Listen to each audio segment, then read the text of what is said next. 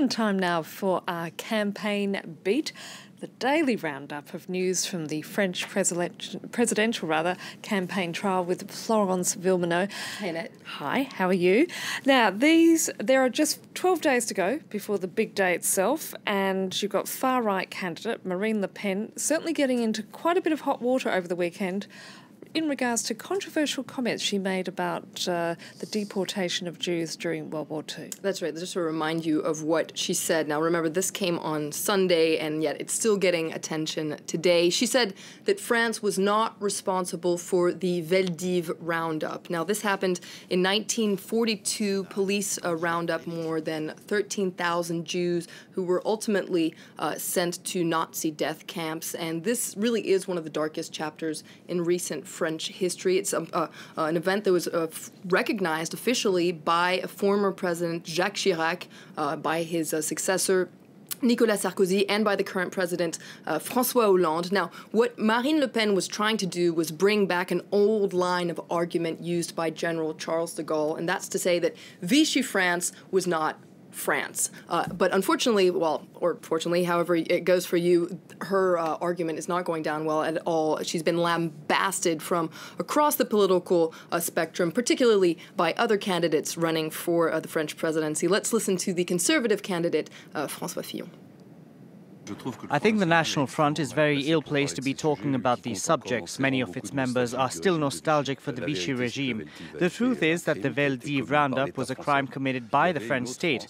There was another France, the France of de Gaulle in exile, which far-right militants have always fought against. Now, for more on that story, let's listen to our reporter, Luc Shriya, who's been following the far-right National Front. Yesterday, he attended Marine Le Pen's conference on the fight against terrorism. Well, in the wake of what's coming to be seen as quite the gaffe concerning the World War II-era deportations of Jews from France, Marine Le Pen's really come out fighting and doubled down on security. She, of course, made no direct reference to her words concerning those deportations, but she did, in fact, allude to the threat facing France's Jewish community, the threat of extremist violence and, of course, anti-Semitism. Some people still don't want to see that new anti-Semitism is destroying whole neighbourhoods. Today, French people are attacked, injured, and sometimes even killed simply because they're Jews.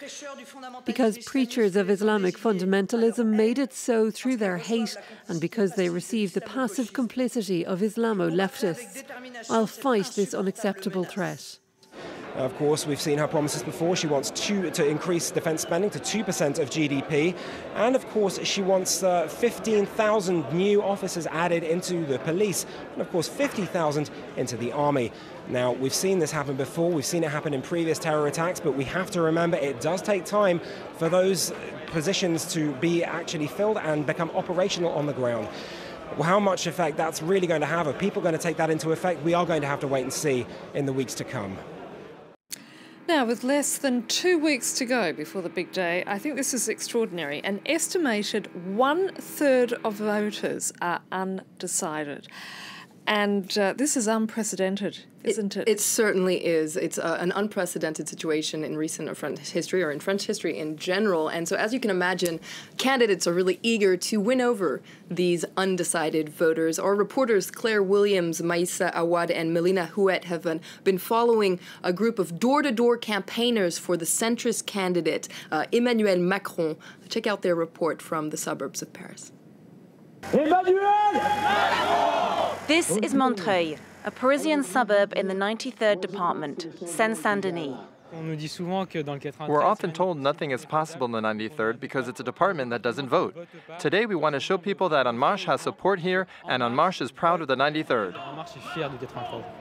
Armed with banners and balloons, local supporters of Macron's En Marche movement are heading out on a 13-kilometre walk.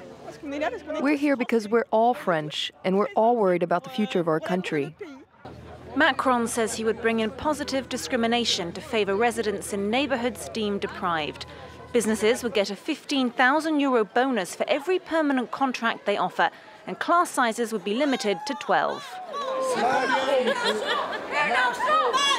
But this area is still a left-wing stronghold.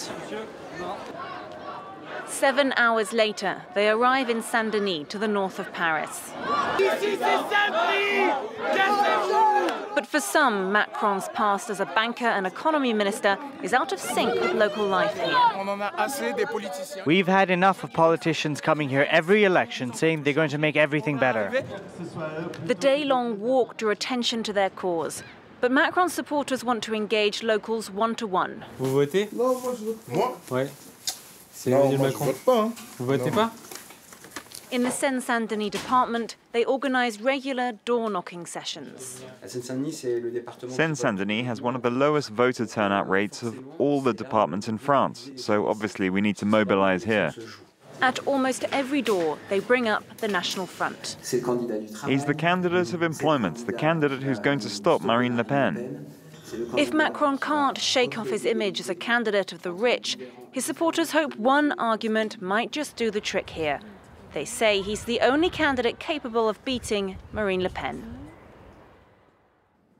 Now, yesterday marked the beginning of the official campaign period, didn't it, Flo? And there's some pretty strict rules during this period. Chief among them is that all candidates have to be given equal airtime. It's true. It's one of the particularities of France. France has a very egalitarian view when it comes to a candidate's access to mass media, and that goes for their campaign ads that were unveiled yesterday. It's definitely one of the highlights of the official campaign. You can see some of them here, and you can see all the 11 candidates opted for very different styles. This is Philippe Poutou campaign from the new anti-capitalist party. He went for a parody of a TV show, echoing something that actually happened to him, where journalists had a laughing fit, I guess you can say, during an interview with him. We're going to take a look at far-right leader Marine Le Pen's ad as well. You'll see she decided to start her ad with a very broody walk on the beach. You can see it here. It's a very Hollywood-type production that, must be said, has drawn some mockery on social media.